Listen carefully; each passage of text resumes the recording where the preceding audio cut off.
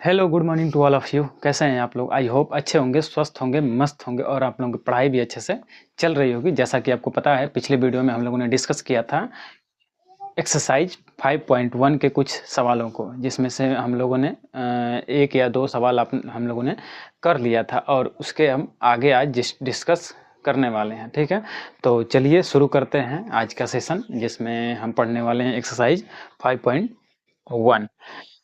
Chapter का नाम आप जानते ही हैं। क्या नाम है आपका चैप्टर का नाम? बताइए जरा। समांतर श्रेणी, समांतर श्रेणी। और उसके कॉन्सेप्ट के बारे में हम लोगों ने डिस्कस कर लिया था। यनवा पद भी निकाल लिया था और समांतर माध्य भी निकालना सीख लिए थे। उसका फार्मूला था, दोनों के फार्मूले को मैं अभी थोड़ा सा रिवाइज करवा देता हूँ आपको।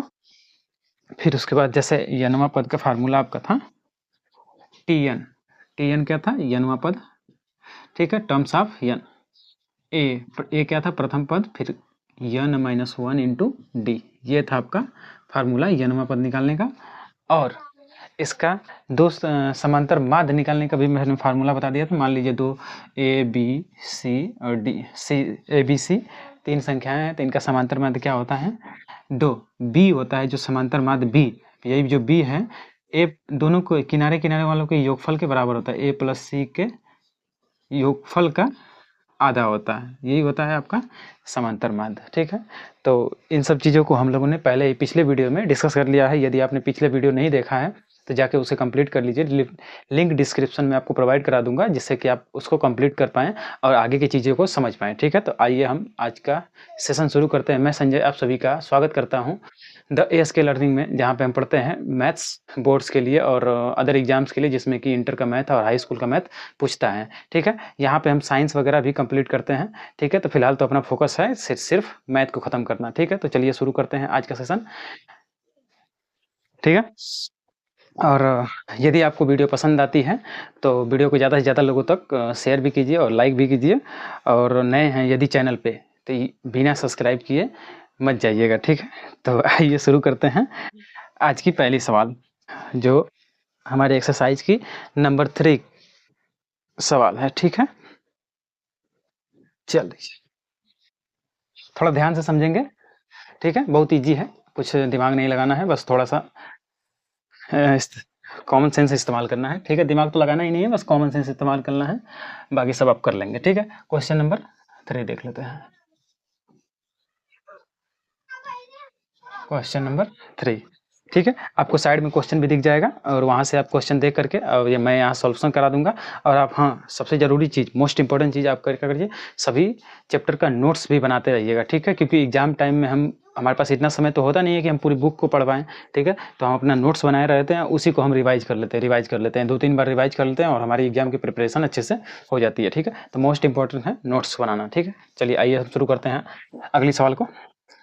क्वेश्चन नंबर 3, निम्नलिखित में से प्रत्येक एपी के लिए प्रथम पद तथा सर्वांतर ज्ञात कीजिए। जो आपको पहले मैं पिछले सेशन में मैंने आपको बताया था कि प्रथम पद दिया हुआ था, सर्वांतर दिया हुआ था, तो मैं श्रेणी निकाल रहा था, सीरीज निकाल रहा था या प्रोग्रेशन निकाल रहा था। समझ में आ रहा है? तो अब उसी का उल्टा हम जस्ट कर दिया कि अब इस बार आपको क्या दे दिया? श्रेणी दे दिया। और आपका कर रहा है प्रथम पद और उसका सर्वांतर डी। सर्वांतर को किससे डिनोट करते हैं? डी से, डिफरेंस निकालते हैं। ठीक है, डी से। चलिए, तो पहला सवाल का पहला है कुछ इस तरीके से, 3 सीरीज आपकी कुछ 1 माइनस 1 माइनस 3 और ऐसे करके डॉट डॉट करके आपकी सीरीज है। तो इसमें आपसे पूछा है कि प्रथम पद ए का मान पूछा है, क्या पूछा है? ए का मान और डी का वैल्यू पूछा है। डी का मान आपको पता है, जो सीरीज का जो पहला वाला पद होता है वही क्या होता है? आपका ए का वैल्यू होता है, ए का मान होता है। तो यहाँ से हमको ए तो मिल गया, हमको डायरेक्ट 3 मिल गया। अब डी बराबर आप जानते हैं क्या होता है, पिछला वाला पद में अगले वाले पद में से पिछला वाला पद घटाते हैं। तो क्या करते हैं, इसमें से किसी को भी ले सकते हैं। अगर 3 को लिए हैं तो उसके पीछे वाला पद को क्या करेंगे? घटाएंगे। यहाँ से 3, अगर एन का डी का वैल्यू निकालना होता है तो हम क्या करते हैं, जो अगले वाले पद में से पिछला वाला पद घटाते हैं। यहाँ से कहीं से भी आप निकाल सकते हैं, कहीं से भी समझे? तो मैं क्या करता हूँ, जो मुझे ईजी लगता है वही कर लेता हूँ। तो 1 में से क्या करेंगे, पिछला वाला पद 3 है, तो 1 में से किसको घटाना है? 3 को घटाना है। तो यहाँ से हमको वैल्यू क्या मिल जाएगी आपको? -2। तो डी का वैल्यू कितना है? -2। ओके, डी का वैल्यू -2। यहाँ से ए का वैल्यू हमने निकाल दिया, कोई दिक्कत। अगर यदि आपको चेक करना है कि नहीं डी का वैल्यू क्या यही है सच में, तो एक बार और निकाल लीजिए, पिछले पद में से इसको निकाल लीजिए। तो हम यहाँ से एक बार और देख देते हैं। यहाँ से देखो 1 में से -1 में से किसको घटाएंगे, पीछे वाला पद। पीछे वाला पद क्या है, देखो -1 है ये संख्या, -1, इसके जस्ट पीछे वाली संख्या को हम क्या करते हैं, घटाते हैं उसी संख्या में से। जरा बताओ, -1 में से 1 को घटाएंगे कुछ इस तरीके से लिखेंगे, -1 में से घटाने के लिए माइनस लगाते हैं और 1 को घटाना है। चलो घटा दिए, तो ओवरऑल देखेंगे दोनों के आगे क्या आ गया, साइन माइनस में आ गया। तो जब दोनों के आगे सेम साइन आ जाता है तो हम क्या करते हैं, उनको जोड़ लेते हैं, संख्या को जोड़ लेते हैं। तो 1 और 1 क्या 2 हो जाएगा। आज साइन को वही लगा देंगे, माइनस वाला साइन लगा देंगे। बात समझ में आ रही है, ये तो आप बेसिक चीजें हैं, आप जानते होंगे पिछले ही क्लास में, समझ में आना। चलिए आज आगे हम डिस्कस करते हैं। डी का वैल्यू निकल गया और ए का वैल्यू निकल गया, ठीक है। तो आज हम अगले सवाल पे आ जाते हैं। अगले सवाल पे आइए, एक क्वेश्चन नंबर 2। चलिए क्वेश्चन नंबर 2 आपको क्या बोल रहा है, -5 -1 3 7 और डॉट डॉट करके ऐसे करके आपके आगे भी नंबर दिया गया है। तब अब बताएंगे जरा तो कि यहाँ से ए का वैल्यू क्या मिलेगा। तो ए का वैल्यू वही ना मिलेगा जो पहला वाला पद दिखेगा, वही क्या होता है ए, जो फर्स्ट टर्म्स होता है वही ए का वैल्यू होता है। तो ए का मान क्या मिल जाएगा आपको यहाँ से, यहाँ तो कुछ दिमाग लगाना ही नहीं है, 5 मिल गया, हो गया। अब डी का वैल्यू क्या कैसे निकालेंगे जी, डी में से किसी टर्म्स को पकड़िए और उसके जस्ट पीछे वाला को क्या करिए, घटा दीजिए। तो हम कह रहे हैं 7 घटा देते हैं, 7 को हम ले लिए, चलो कोई भी टर्म्स ले सकते हैं। तो 7 हम ले लिए, 7 माइनस उसके जस्ट पहले वाला टर्म्स क्या है, 3 है, कितना मिल जाएगा, 4 मिल गया। तो यहाँ से डी का वैल्यू क्या मिल गया, 4, ओके 4। कोई दिक्कत नहीं होनी चाहिए, समझ में आ रहा है, बहुत ईजी है एकदम। डी का वैल्यू ए का वैल्यू निकालना है, आराम से निकाल लेंगे आप। और चेक करना है कि डी का वैल्यू सही है कि नहीं। तो क्या करिए, अब दूसरा टर्म्स देख लीजिए, दूसरा टर्म को 3 में से क्या करना है, -1 करिए। तो 3 तो है, उसमें से घटाना है पिछला वाला पद क्या है, 3 का पिछला वाला पद क्या कहलाएगा, -1। तो -1 को घटा लेंगे, देखो -1 घटा दिया, 3 में से घटाए हैं किसको, -1 को, ब्रैकेट में मैंने कर दिया क्योंकि दो साइन एक जगह नहीं रह सकते। तो इनको मल्टीप्लाई हम करते हैं, तो माइनस में माइनस को मल्टीप्लाई करेंगे तो क्या आ जाएगा, प्लस आ जाएगा, क्योंकि जब ब्रैकेट हटेगा तो इन दोनों साइन के बीच में क्या हो जाएगा, मल्टीप्लाई हो जाएगा। तब मल्टीप्लाई करते हैं तो 1 हो जाएगा। तो ओवरऑल वैल्यू हमको कितनी मिल जाएगी, 4। देखो जरा तो क्या ये 4 आया था, ये भी 4 है, मतलब हमारा क्या है, आंसर सही है। समझ में आ रहा है ना।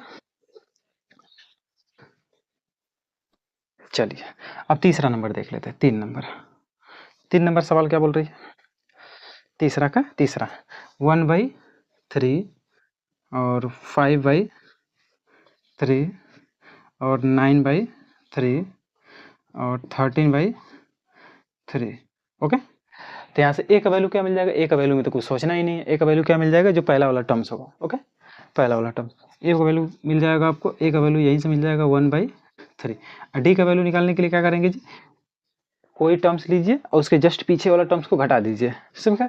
अब देखो, अब ये मत कह दीजिएगा कि हम ये वाला टर्म्स ले लिए, ये वाला टर्म्स, इसके आगे तो कुछ टर्म्स है ही नहीं, इसके आगे तो कम, पीछे तो कोई टर्म्स है ही नहीं, तो हम क्या घटाएंगे, नहीं घटा सकते ना। तो इसलिए हम इधर क्या मान लेते हैं, कुछ नहीं रहता है तो नहीं घटा पाते हैं। तो हम जब भी लेंगे क्या करेंगे, इधर वाला टर्म्स लेंगे। बात समझ आ रही है। हाँ, कोई लड़का दिमाग लगा लेता है कि सर इस वाले टर्म्स के पीछे वाला घटा देंगे, इसमें तो कुछ है ही नहीं, तो कैसे घटा पाएंगे, समझ में। चलो तो हम ले लें क्या, तो 9 - 3, देखो कॉन्सेप्ट वही रहेगा, माइनस उसके जस्ट पीछे वाला, इस वाले टर्म्स के जस्ट पीछे वाला क्या है, ये है। तो 5/3 घटा लिए। तो हम जानते हैं घटाने के क्या करते हैं, एलसीएम लेते हैं 3, आप तो ये सब जानते हैं बचपन में, ठीक है। भागा करेंगे 9 - 5 इक्वल टू, देखेंगे तो 9 में से 5 निकाल देंगे तो 4/3, ये क्या आ जाएगा आपका डी का वैल्यू। तो इस तरीके से हम डी का वैल्यू क्या निकाल लेंगे, 4/3, ओके 4/3, नीचे दिख रहा होगा आपको, ठीक है, लिख लेंगे। चलो अब आगे हैं अगले क्वेश्चन पे। अगला क्वेश्चन क्या है, अगला क्वेश्चन है 3 नंबर का 4 नंबर, 3 नंबर का 4 नंबर, तीसरा का चौथा। देखो जरा तीसरा का चौथा हम देख लेते हैं यहीं पे। तीसरा का चौथा है 0.6, 1.7 एंड 2.8, 3.9 और ऐसे करके डॉट डॉट करके और भी संख्याएं दी गई हैं। तो इनका हम निकालते हैं जी, ए और डी का वैल्यू। तो ए का वैल्यू तो आप जानते हैं, ए का वैल्यू तो सॉरी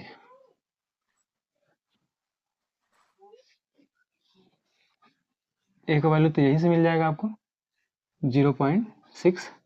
डी का वैल्यू निकालते हैं, डी का वैल्यू क्या मिलेगा पिछले टर्म्स में से 2.8, मतलब ये वाला हम टर्म्स लिए, ये वाला कोई भी टर्म्स ले सकते हैं, अपनी इच्छा के अनुसार है, तो हम कोई भी टर्म्स ले लेते हैं, हमको अच्छा लग रहा है कि नहीं 2.8 ले लेते हैं, ठीक है। और तो आपको कोई अच्छा और अच्छा लग सकता है तो वो ले लीजिएगा आप, आपके ऊपर डिपेंड कर रहा है। बात समझ आ रही है?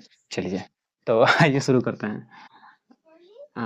2.8 में से क्या घटाएंगे 1.7, 1.7। तो इस तरीके से हमको क्या मिल जाएगा, यहाँ से निकालेंगे तो 1 मिल जाएगा, यहाँ से घटाएंगे तो कहते हैं जैसे इधर घटाते हैं थोड़ा सा इजी हो जाएगा आपको। देखो ये सब अब बच्चों वाली चीज़ है, इसको तो बताने की जरूरत भी नहीं है। 1.1 डी का वैल्यू क्या मिल जाएगा 1.1। तो हम देखेंगे यही जो संख्या है क्या कही गई है, इसमें क्या कही गई है, जोड़ी गई है, जोड़ी गई है, जोड़ी गई है, जोड़ी गई है। इधर भी हम देख रहे हैं तो ये जो -2 है क्या कह रहा है, जोड़ा गया है, जोड़ा गया, -2 जोड़ा गया है सब में। इधर क्या गया 4, सब में 4 जोड़ा गया, सब में 4 जोड़ा गया, सब में जोड़ी।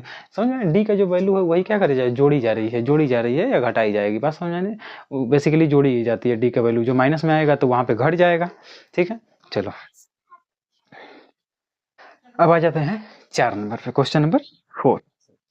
क्वेश्चन नंबर 4 नोट कीजिए जरा, इसको हम इरेज करते हैं। नोट कीजिए, नोट कीजिए।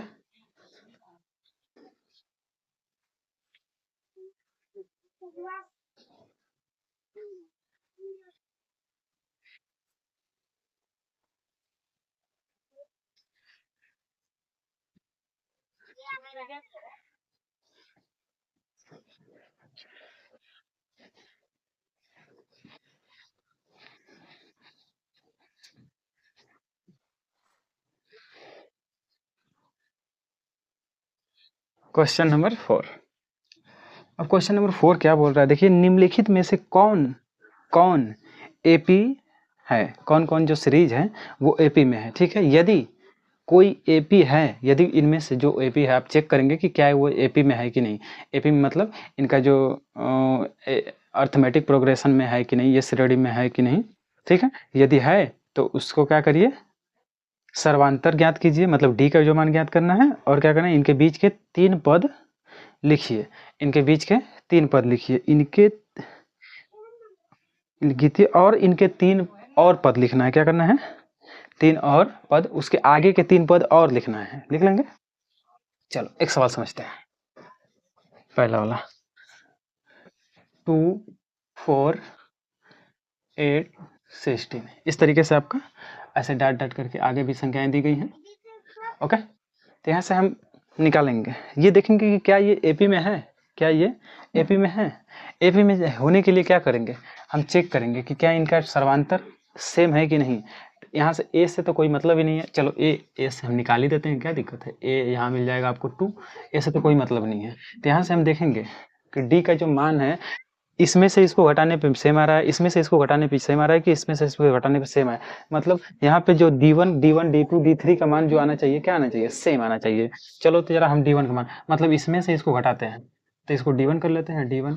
तो 4 4 4 के जस्ट पीछे वाला है, 4 के जस्ट पीछे वाला क्या है 2 है, इसको घटाते हैं कितना आ जाएगा 2 आ जाएगा। तो D1 D2 D3 सभी का मान क्या होना चाहिए, इक्वल होना चाहिए, तभी आपका सीरीज क्या मानी जाएगी, एपी मानी जाएगी। क्यों, क्योंकि हम जानते हैं एपी का सीरीज में जो भी सीरीज बनती है एपी की, उसमें कोई ना कोई एक ही ऐसा नंबर रहता है जो सेम तरीके से जोड़ा जाता है, हमेशा वही जोड़ा जाएगा, हमेशा वही जोड़ा जाएगा, तभी वो एपी में मानी जाती है, समझ में। तो इसलिए यहाँ पे भी तो एक ही नंबर जोड़ा जाएगा ना, तो वही आना चाहिए जो D1 D2 D3 D4 D5 जिनका भी मान होगा वही आना चाहिए। तो हम उसी को निकालने की कोशिश करते हैं। D1 का मान देखो 2 आ गया, अब D2 का भी मान कितना आना चाहिए, 2 आना चाहिए। चलो D1 D2 का मान निकालते हैं, तो पिछले 8 में से 4 को निकालेंगे, 8 माइनस 4, यहाँ पर कितना आ गया 4 आ गया। D3 का मान देखते हैं 6 16 16 माइनस 8 इक्वल टू 8 आ गया। तो यहाँ देख रहे हैं D1 D2 D3 का मान जो है अलग अलग आ रहा है, इसलिए ये एपी में नहीं है, इसलिए ये क्या है, यह श्रेणी एपी में नहीं है, लिख देंगे, बस हो गया। हाँ ठीक है, यदि एपी में रहेगी तब ना हम चेक करेंगे कि नहीं एपी में है। कोई दिक्कत यहाँ से, यहाँ से कोई दिक्कत नहीं होनी चाहिए। ओके, चलिए आइए जरा था।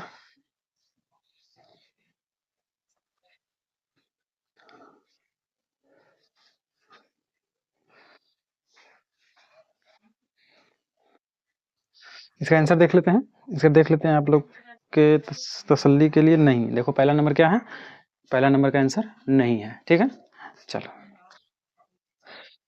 दूसरा नंबर देख लेते हैं।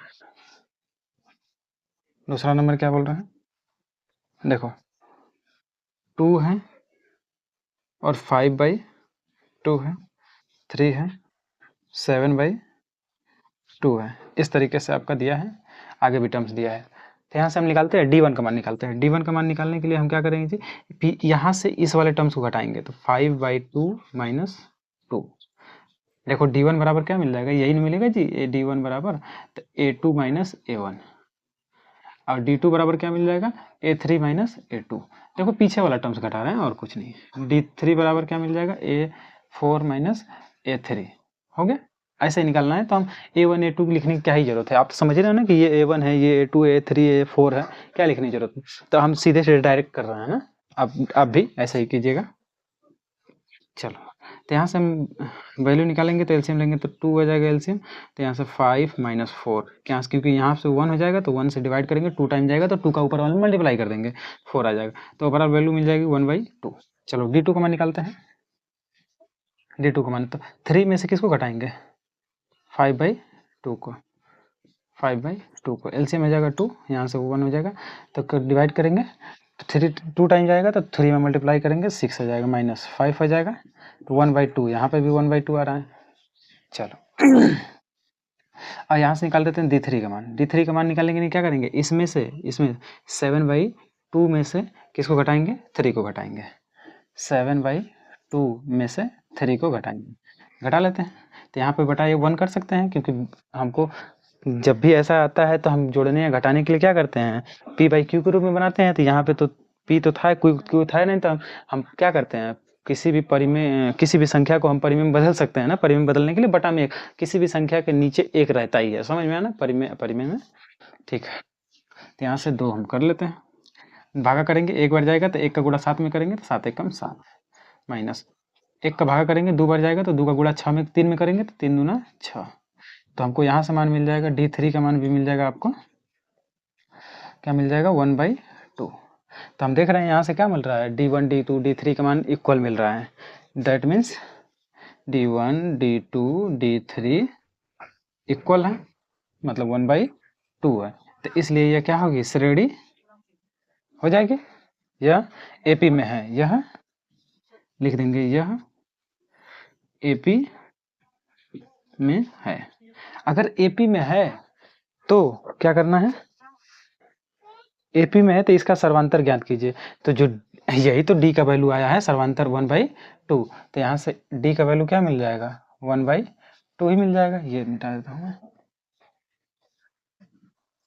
चलो D का वैल्यू क्या मिला, हम 1/2 मिल जाएगा। निकालने की भी क्या जरूरत है, वही तो मिल रहा है, D का वैल्यू ही तो मिल रहा है ना, D, क्योंकि D ही तो हम चेक कर पा रहे हैं।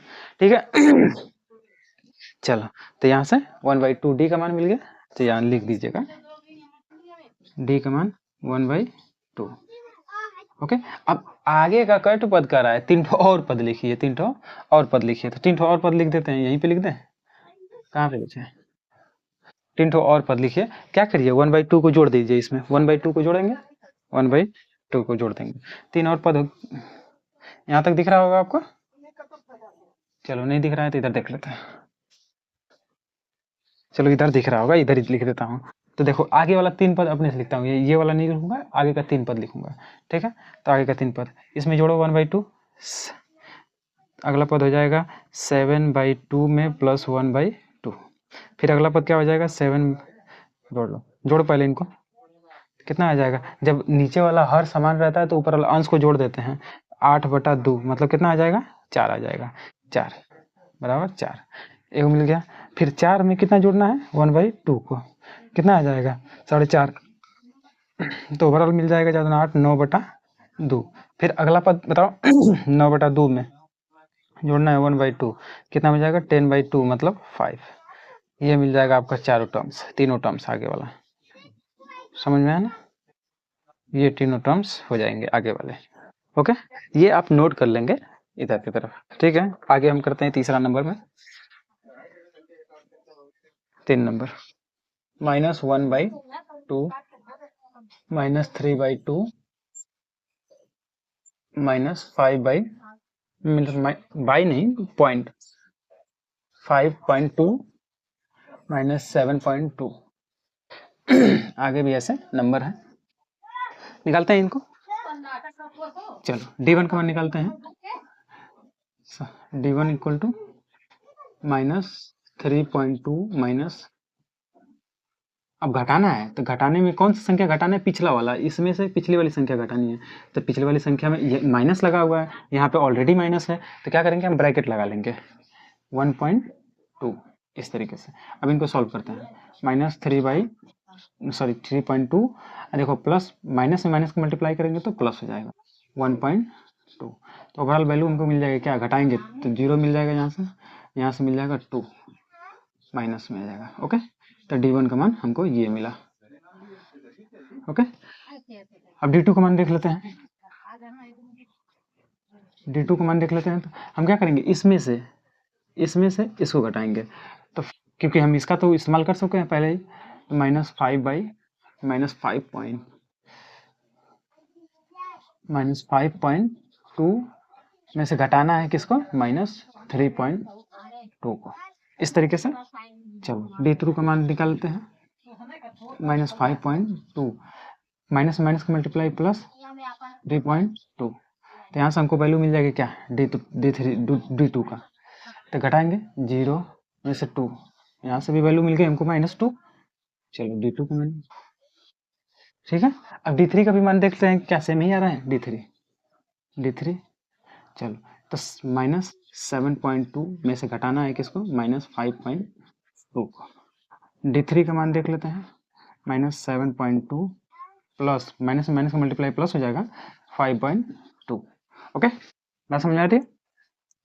तो यहाँ से घटाएंगे तो 2 में से 2 निकालेंगे, जैसे इधर देख लो, इधर ही देखो, पॉइंट के एक अंक इधर है, एक अंक इधर है, इसमें भी पॉइंट के एक अंक इधर, 0 में 2 में से 2 में निकालेंगे तो 0 मिल जाएगा।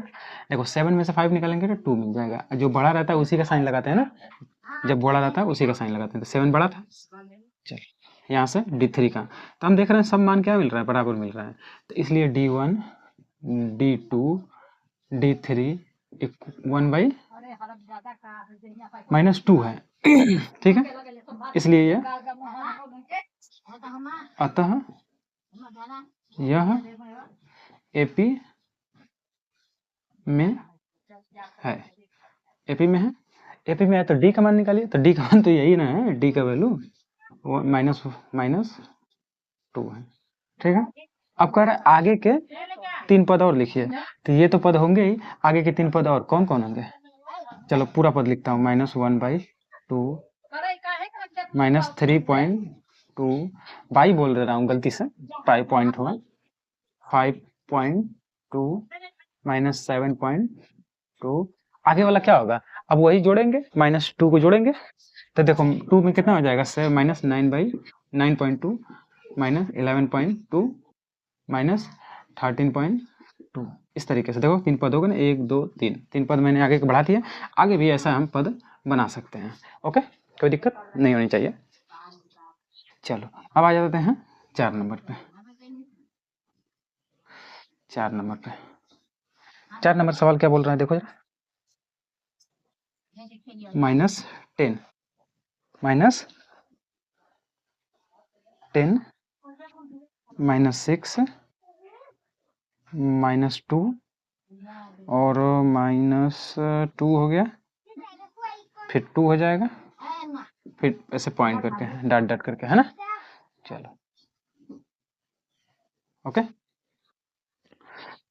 यहाँ से हम D1 का मान निकालते हैं, क्योंकि देखना है कि ये AP में है कि नहीं है, तो D1 D2 D3 क्या होना चाहिए, इक्वल होना चाहिए। चलो D1 का मान निकालेंगे तो इस वाले टर्म्स के जस्ट पीछे वाला टर्म्स, मतलब -6 में से घटाना है किसको, -10 को, तो ओवरऑल वैल्यू मिल जाएगी हमको क्या, -6 + 10 = मिल जाएगा 4। चलो D1 का मान मिल गया। D2 का मान निकालते हैं। D2 का मान -2 में से घटाना है किसको, 2 में से घटाना है -6 को, वैल्यू मिल जाएगी -2 + 6 = 4। ठीक है। D3 का मान निकाल रहा है तो क्या निकालेंगे, 2 में से 2 को, 2 में से घटाना है -2 को, क्या मिल जाएगा हमको, 2 + 2 मतलब 4 मिल जाएगा। यहाँ से देख रहे हैं तीनों का मान क्या आ रहा है, सेम आ रहा है, तीनों का मान सेम आ रहा है। दैट मीन्स यहाँ से हम देखेंगे तो ये क्या है, ये AP में है। दिस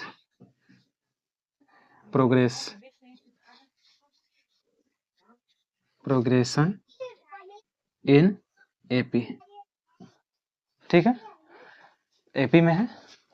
तो आगे के 3 टर्म्स और लिखने हैं। तो क्या करना है, कितना जोड़ना है, 4 जोड़ना है। तो आगे वाला कितना हो जाएगा, इसमें आगे वाला आगे के 3 कितना हो जाएगा, -10 लिख लेते हैं, -6 -2 2, फिर उसके बाद 6, फिर उसके बाद 10, फिर उसके बाद 14। ऐसे 3 टर्म्स हो गए ना, 1 2 3 टर्म्स। आगे भी बहुत सारे टर्म्स होंगे। ओके, हो गया। चलो नोट कीजिए जा, हम आगे इरेज करते हैं और आगे की चीज़ें बताता हूँ मैं आपको।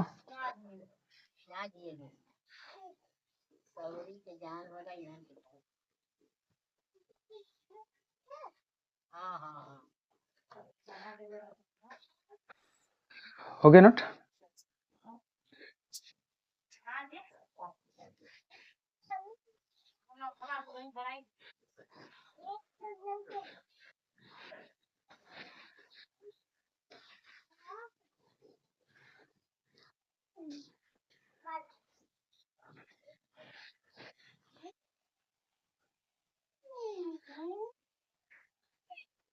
स्क्रीनशॉट लेते रहिए और प्रैक्टिस भी ज़्यादा से ज़्यादा सवाल का करते रहिए, क्योंकि NCERT के बुक में तो बहुत सारा क्वेश्चन दिया नहीं है। ठीक है, बहुत ज़्यादा क्वेश्चन नहीं दिया है।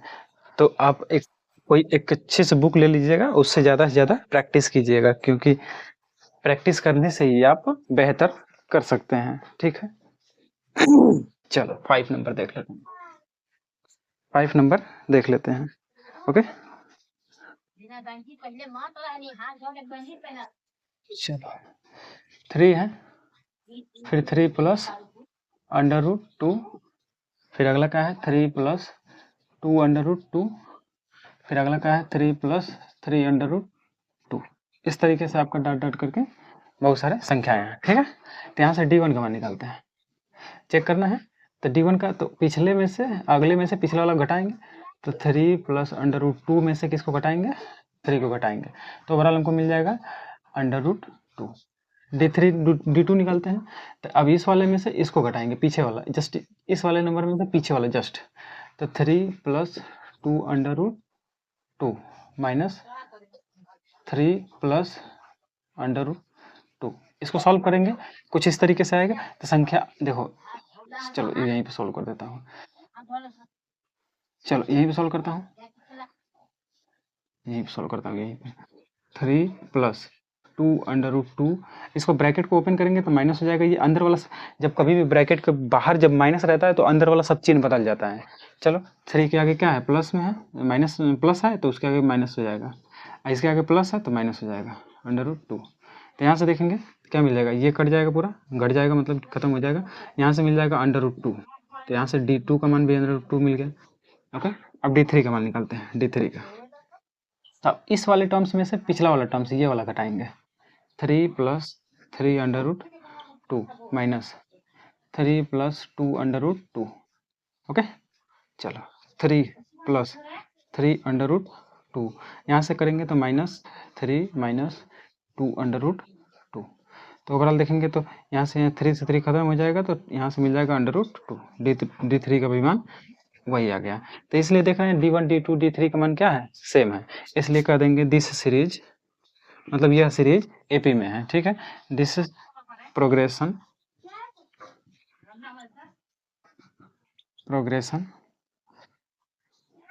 इन AP। ठीक है, AP में है, दिस सीरीज समांतर श्रेणी में है, दिस सीरीज कर लेंगे, प्रोग्रेशन या कुछ भी करिए। ठीक है, तो अब आगे वाले कितना टर्म्स लिखना है? 3 टर्म्स। आगे वाला 3 ही टर्म्स मैं लिखता हूँ, ठीक है। आगे वाले 3 टर्म्स बताओ तो यहीं से लिख देता हूँ। आगे वाले 3 टर्म्स उसमें क्या करेंगे, √2 सब में क्या किया जा रहा है, √2 को जोड़ा जा रहा है, यही संख्या नहीं जोड़ी जा रही है, यही संख्या नहीं जोड़ी जा रही है बार बार से, तो √2 को जोड़ देते हैं। तो √2 को जोड़ेंगे तो 3 प्लस 3 तो है, 4 √2। अगला वाला क्या हो जाएगा, 3 प्लस 5 √2। अगला वाला क्या हो जाएगा, 3 प्लस 6 √2।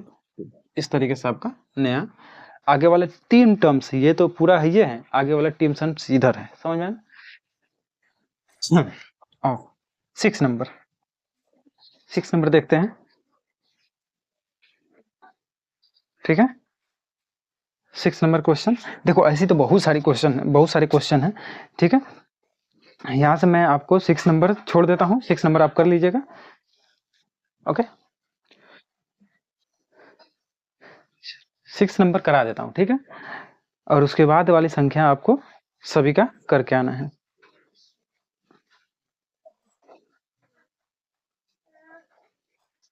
चलो आओ देखो जरा तो।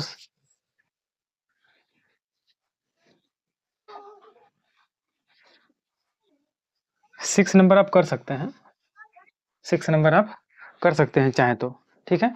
यदि नहीं कर सकते तो मैं करा देता हूँ। 0.2, फिर 0.22, 2 हो जाएगा, फिर 0.222, 3 हो गया, फिर उसके बाद 0.2222 4 हो गया, फिर ऐसे डॉट डॉट करके है, ठीक है। तो यहाँ से D1 का मान निकालेंगे, तो 0.22 में से घटाना है 0.2 को, तो यहाँ से 0 हम अपने से बढ़ा सकते हैं, तो हमको वैल्यू मिल जाएगी, क्या मिल जाएगी 0.02। D3 का मान मिल जाएगा, क्या मिलेगा, अब इसमें से इसको घटाना पड़ेगा, 0.222 माइनस 0.0 जो यहाँ से 3 ठो मिले तो 2 ठो घटाना पड़ेगा, तो यहाँ से मिलेगा हमको, क्या मिल जाएगा, यहाँ से 1 बढ़ा सकते हैं, अपने से 1 बढ़ा देंगे, कोई दिक्कत नहीं है, क्योंकि हम जानते हैं दशमलव के उधर वाली कोई संख्या रहती है, अगर लास्ट में 0 बढ़ाना है तो हम कितना 0 बढ़ा सकते हैं, उसकी कोई वैल्यू नहीं होती है। तो निकालिए जरा, तो यहाँ से हमको मिल जाएगा आपको 0.002 मिलेगा, ठीक है। D3 का मान, D2 का ये मान था, D2 का मान, D3 का देखो, यहीं से हमको पता चलेगा दोनों सेम नहीं है, दोनों सेम नहीं है तो दैट मीन्स ये क्या हो जाएगा, आगे निकालने की भी जरूरत नहीं है, आगे निकालने की क्या ही जरूरत होगी, ये अलग ही संख्या आ गई ना, तो जब भी आना चाहिए D1 D2 D3 का मान सेम आना चाहिए, तो यहाँ से D1 D2 का मान ही सेम नहीं है तो D3 का मान कहाँ से हम सेम निकालेंगे, ठीक है। तो इसको छोड़ देते हैं, तो हम कह देंगे this is not in AP, AP में नहीं है, ठीक है। तो अब एपी में नहीं है तो हम इसका क्या ही डी निकालेंगे, और अगला 3 टर्म्स क्यों निकालेंगे, निकालने की जरूरत भी नहीं है, ठीक है। तो आगे हम समझते हैं, 7 नंबर आप कर दीजिएगा, 8 नंबर भी आप कर सकते हैं, ठीक है। 8 नंबर में तो कुछ है ही नहीं, 8 नंबर में सभी टर्म्स एक ही है, ठीक है। तो क्या ये एपी में है, नहीं है, ओके। 7 नंबर वाला में तो देख सकते हैं आप, 8 नंबर वाला में, 8 नंबर वाला में सभी टर्म्स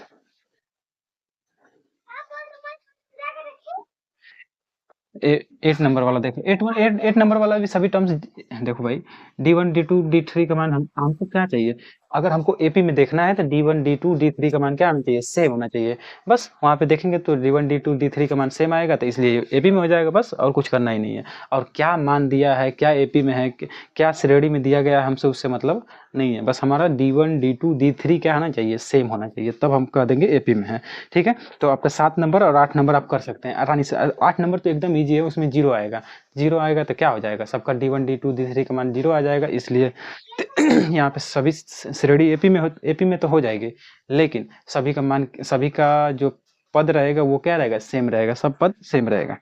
9 नंबर भी आप कर सकते हैं, 9 नंबर कर सकते हैं, 10 नंबर भी आप कर सकते हैं, 11 नंबर मैं करा देता हूँ, 11 नंबर थोड़ी सी मुश्किल लग रही है तो मैं करा देता हूँ। ए है, ए स्क्वायर है, ए क्यूब है, ए पावर 4 है, ओके। ऐसे डाट डाट करते हैं, तो D1 का मान निकालते हैं, तो ए स्क्वायर में से ए निकाल देंगे तो क्या मिल जाएगा, ए प्लस ए माइनस वन, ए माइनस वन, यहाँ से ए कॉमन कर लेंगे तो ए माइनस वन मिल जाएगा। और D2 का मान निकालते हैं तो यहाँ से मिल जाएगा हमको ए क्यूब माइनस ए स्क्वायर बराबर, यहाँ से ए स्क्वायर कॉमन करेंगे तो ए माइनस वन मिल जाएगा। ठीक है, तो यहाँ से देख रहे हैं दोनों मान सेम है, नहीं है, इसलिए this is not in AP. Okay, AP में नहीं है। ठीक है, तो कि सोचना ही नहीं है। चलो 11 नंबर, 12 नंबर आप देख सकते हैं। 12 नंबर में थोड़ा सा चेंज करना पड़ेगा। 12 नंबर दिखा देता हूँ आपको। 12 नंबर √2 √8 फिर √18 फिर √32। देखो यहाँ पे इसको श्रेणी को थोड़ा सा अच्छे से सिंप्लीफाई करके लिखना पड़ेगा। तो क्या हम 8 को ऐसे लिख सकते हैं 4 × 2। तो देखो 4 2 बाहर आ सकता है ना, बाहर आ सकता है। फिर उसके बाद 9 × 2, तो 9 में से 3 बाहर आ सकता है, 3 × 2 2। तो ये देखो 16 × 2, तो 16 में से 4 बाहर आ सकता है, 4 × 2। तो ये देखेंगे तो एपी में है, क्या है एपी में, क्योंकि क्या बढ़ते जा रहा है दोनों में एक ठो √2 बढ़ता जा रहा है, √2 बढ़ता जा रहा है, जुड़ता जा रहा है। तो ये एपी में है, तो इसका एपी में तो निकाल सकते हैं आप। D1 का मान, डी का मान निकालेंगे और आगे वाले 3 टर्म्स और लिख सकते हैं। अगला टर्म 3 टर्म्स क्या हो सकता है, जो 5√2 6√2 7√2 ऐसे कितना टर्म्स पूछेगा, जितना टर्म्स पूछेगा उतना बता देंगे, कोई दिक्कत नहीं होनी चाहिए। 12 नंबर भी सेम वैसे ही जैसे कि 13 नंबर भी सेम वैसे ही जैसे कि 10 नंबर है। ठीक है, अब आ जाते हैं 14 नंबर पे। 14 नंबर में दिखा देता हूँ आपको।